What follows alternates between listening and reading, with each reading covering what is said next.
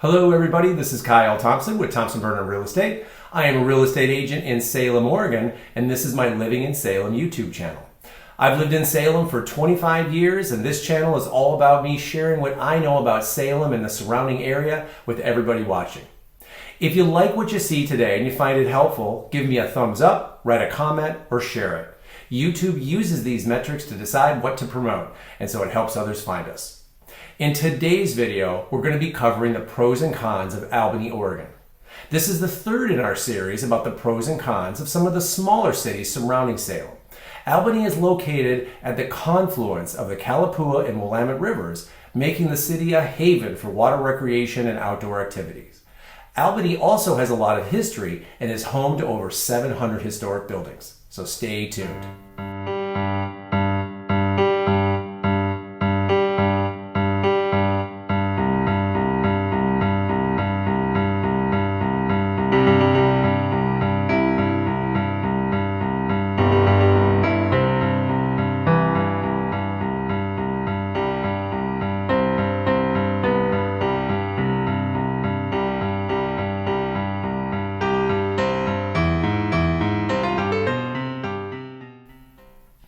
The first pro of Albany is its park system.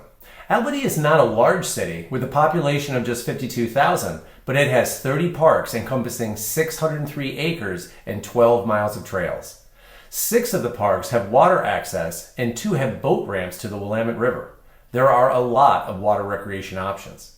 In addition, there is a skate park, disc golf, sports fields and courts, and a 2.5-acre off-leash dog park with separate areas for large and small dogs. And this just isn't an open field either. There are lots of trees, water fountains for people and canines, and doggy bag dispensers.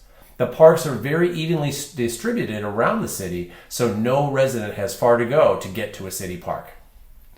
The second pro of Albany is its historic homes districts. A large percentage of historic homes built in the city still stand and have been beautifully restored. The city has 2 residential historic districts, the Monteith Historic District and the Hackleman Historic District. The Monteith Historic District is located on the west side of downtown Albany and is named after Walter and Thomas Monteith, who built the first framed house in the city of Albany in 1849.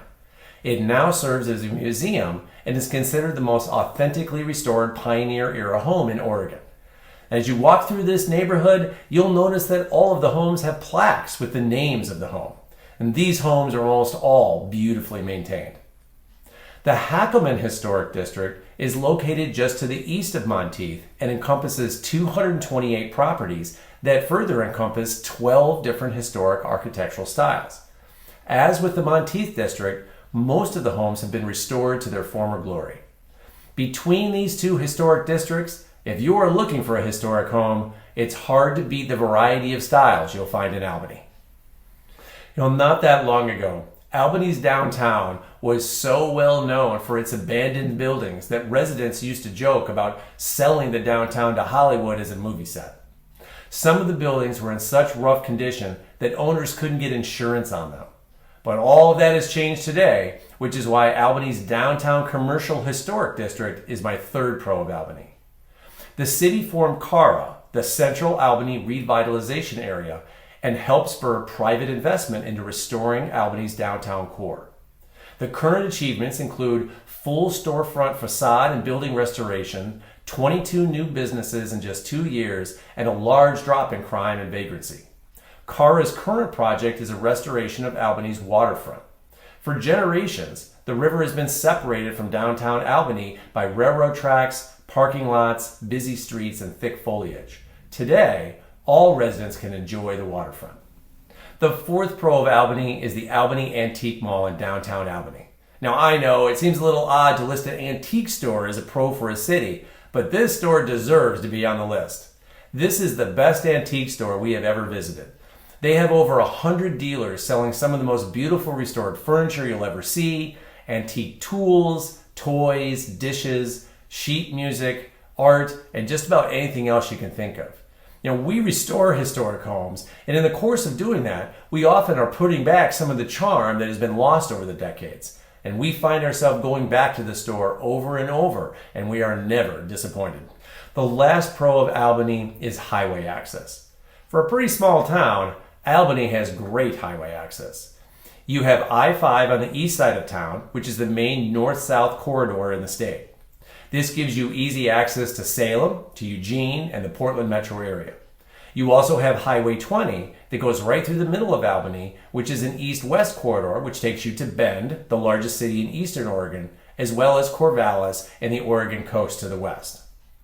Highway 99E branches off of I-5 in Albany and then runs south through all the smaller towns between Albany and Eugene. And in addition to all of that, there is a lovely back road that takes you along the Willamette River to Salem. From South Salem, it is only a 35-minute drive through beautiful farmland to Albany. Albany has one of the least expensive housing markets in the Willamette Valley, and with its central location and multiple highways, you can work in a lot of different places and not have too far to drive. As far as cons go, there are two. While Albany does have some nicely restored historic homes, and they've made great improvements in their downtown, there is still a lot of work to do. For every neighborhood that is turned, there are two that are still a work in progress.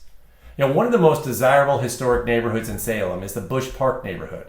25 years ago, this neighborhood looked far different than it does now. Bush Park was built out in the 1930s and 1940s, and it looked like it. But it had great access to Salem's downtown and a fantastic nearby park, and so one by one, the rundown homes have been purchased and fixed up. Today, it's hard to find a single home that hasn't been restored to its former glory. Homes sell at a premium in Bush Park, and that is where parts of Albany stand, 20 years behind what Bush Park is today.